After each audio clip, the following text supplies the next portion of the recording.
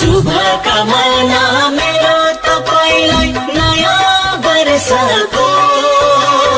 बनोस् यो साल नेपालीलाई खुसी र हर्षको